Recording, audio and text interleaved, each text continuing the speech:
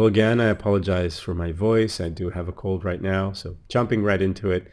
This was a stream in which I created two animations based off the action poses I had done previously. I'm working on the kicking animation and then the slashing animation. And those two are basically the picks for thinking about how the game is going to behave, especially in terms of what the amount of time that the animations will play, also what the amount of frames that I will need for specific animations, and just how difficult will it be, for example, for creating the sprite sheets. This kicking animation will be based on three different frames, which is the idle, the recoil, and the kick, which are basically the three stages. So you're standing, you anticipate the kick, then you kick, and then you have to recoil back to regain your balance, and then you put your feet on the ground. The way that this is done, this is the result of the animation. So it's a very quick, very snappy animation, and it doesn't really show much. So I have to add in between frames, being frames that are going to behave as a transition between the key frames that I already have. I'm spacing these out in, I think, 70 pixels if I recall. And the point is, I have to figure out what the in-between of two frames is, because you can't just sort of do a morph between one pose and the other. This is a sort of a human body.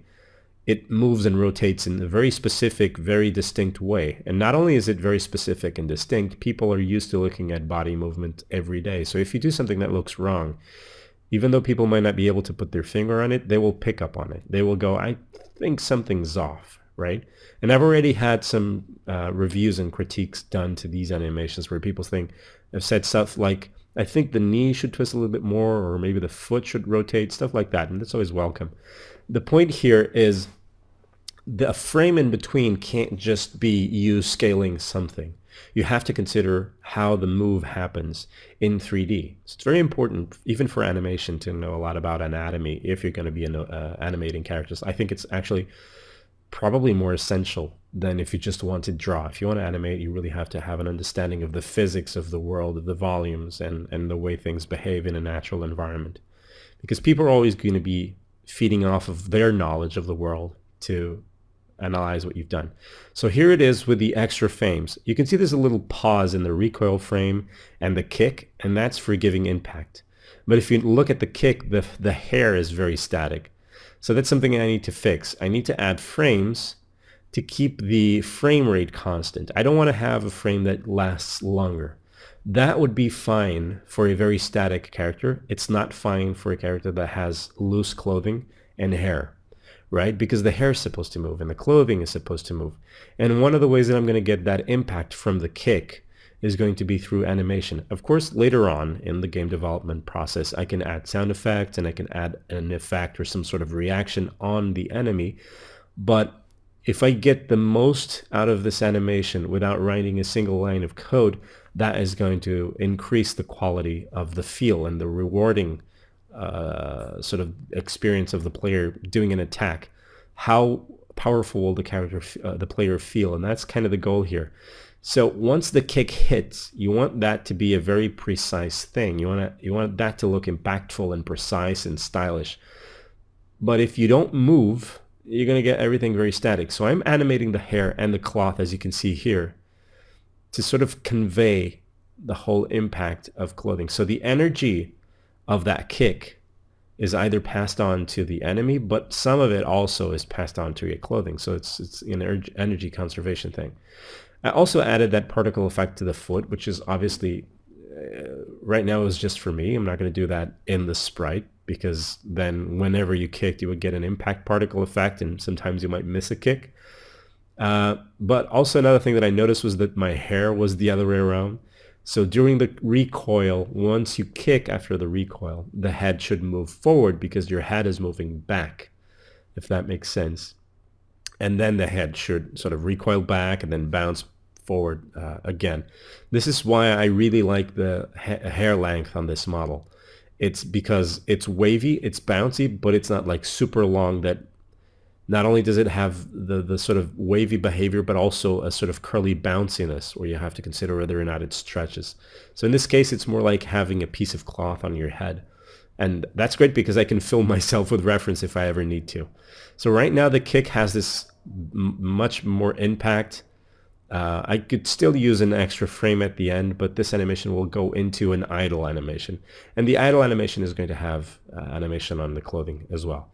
So the next animation that I do here is the slashing attack. And the slash attack, unlike the foot, does not have a frame where the knife is completely stretched and you can see the range of this attack.